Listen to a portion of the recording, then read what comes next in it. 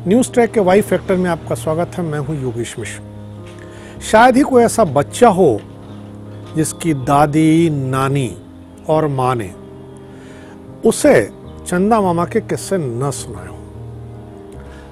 शायद ही कोई ऐसा नौजवान हो जिसने अपनी नौजवानी के दिनों में अपनी महबूबा की तस्वीर चंदा मामा जितनी सुंदर न महसूस की हो। कुछ ऐसे भी लोग रहे हैं जिन्होंने चंदा मामा एक स्पॉट है इसका भी जिक्र किया। जापान में चंदा मामा को लेकर के सबसे ज्यादा कहानियां लिखी गई हैं। आपने सुना होगा कि चंदा मामा दूर के पूर्व पकावे। हम आज उस चंदा मामा की बात करेंगे जो अब हमसे, आपसे, हमारे बच्चों से बहुत दूर चली गई। शायद ही कोई ऐसा आदमी हो जिसने अपने बचपन में चंदा मामा, चंपक और नंदन जैसी पत्रिकाएं न पढ़ी।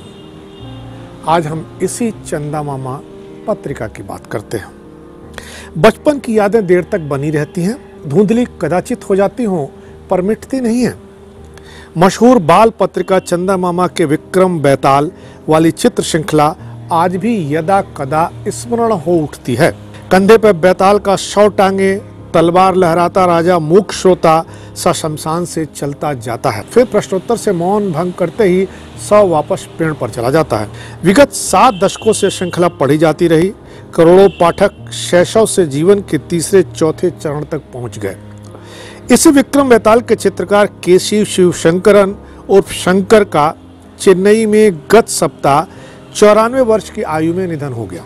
कम से कम 6 पीढ़ियों को प्रभावित करने वाला यह प्रिय चित्रकार चला गया। शंकर की जीवन गाथा एक इतिहास है। म्यूनिसिपल स्कूलों में पढ़े, कॉलेज शिक्षा का आकर्षण कभी नहीं रहा। हस्तलिपि बहुत सुंदर थी, इसलिए माता पिता ने उन्हें आर्ट स्कूल में दाखिला करा दिया। महान चित्रकार डीपी राय चौधरी से सीखा। शुरू में उतार चढ़ाव आए।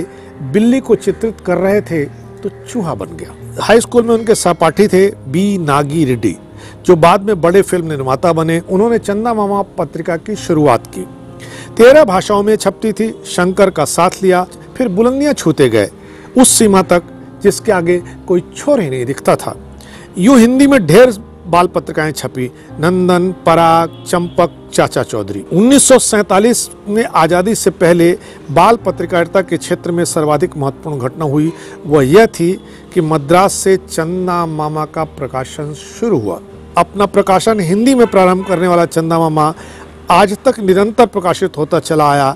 यह पत्रिका समूचे देश में अत्यंत लोकप्रिय रही। प्रसार संख्या 10 लाख पार भी कर गई थी। फिर आया बी नागी रेड्डी के फिल्म स्टूडियो का श्रमिक हड़ताल। प्रकाशन स्थगित हुआ, फिर बंद ही हो गया। मगर आज भी पुराने पाठक जन याद करते हैं तो चटखारे लेकर मानो बाल सखा था, बिछड़ गया स्मृतियां बिखेर कर। घनीभूत पीड़ा थी, मस्तक में स्मृति सी छाई, दुर्दिन में आंसू बनकर बरसी और चली गई। शंकर ने भारत की बाल पत्रकारिता को उस ऊंचाई तक पहुंचाया जो खुद में एक कीर्तिमान है। चंदा मामा पढ़कर मैं बड़ा हुआ हूँ, मेरे साथ लाखों करोड़ों लोग बड़े हुए हैं।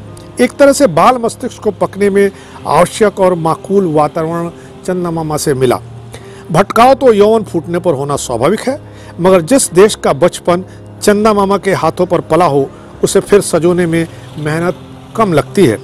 चंदा मामा आज भी वैसे ही दिखते हैं जैसे पहले थे आसमान पर। वे खुद थाली में खाते थे, हमें प्याली में देते रहे, मगर न प्याली फूटी न हम रूठे।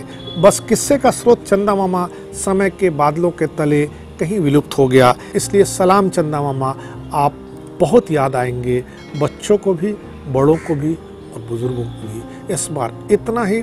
अगली बार फिर मिलेंगे किसी नए सवाल पर नए ढंग से बात करने के लिए। तब तक के लिए नमस्कार। Y factor with Yogesh Mishra.